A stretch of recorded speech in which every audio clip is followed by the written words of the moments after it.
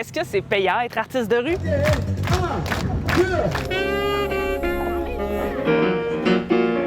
L'été, c'est la grosse saison dans le Vieux-Québec pour les amuseurs publics. Et qu'ils soient musiciens, chanteurs ou même circassiens, ils doivent tous passer par un processus et respecter certaines règles. Et ça commence par des auditions. On ne veut pas des virtuoses nécessairement.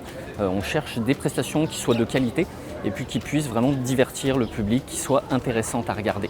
Il existe plusieurs types de permis, dans le Vieux-Québec ou à l'extérieur, avec ou sans vente de marchandises. Intramuros coûte plus cher, mais c'est plus payant. Le permis peut être renouvelé chaque année. Des artistes de l'extérieur peuvent aussi avoir un permis temporaire. Une fois accrédité, on ne peut pas s'installer n'importe où.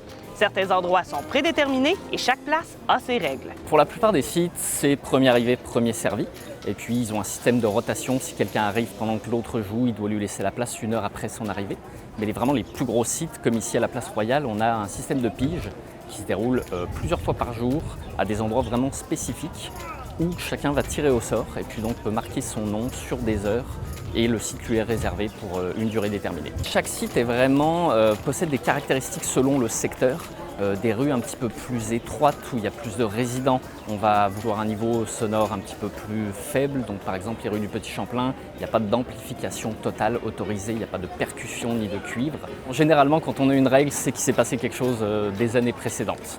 On a eu plusieurs plaintes citoyennes, on a eu des personnes qui ont été problématiques. Les principales sont que certains amuseurs sont trop bons, donc ils attirent trop de foule qui peut bloquer l'entrée ou les vitrines des commerces. Québec n'est pas la seule ville à encadrer ses amuseurs publics.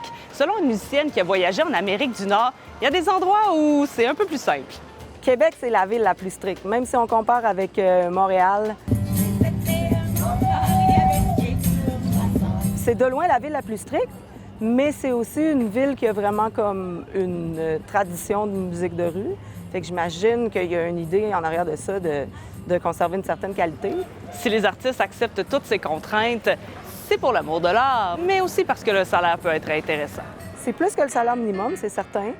Ça peut devenir payant, comme il y a du monde qui font vraiment des sous, qui sont vraiment bons. C'est assez payant pour que le monde qui sont impliqués là-dedans ait envie de se battre pour le droit de le faire, en tout cas. Certains amuseurs publics sont même munis d'un terminal pour permettre au public de donner avec une carte à puce. Et pour d'autres, c'est un revenu d'appoint qui offre de bons avantages. Je me sens plus libre que mon emploi, dans le fond. Là. Donc, si tu arrives en retard, mais tu n'as pas de contraintes pour arriver en retard, tu as moins de stress.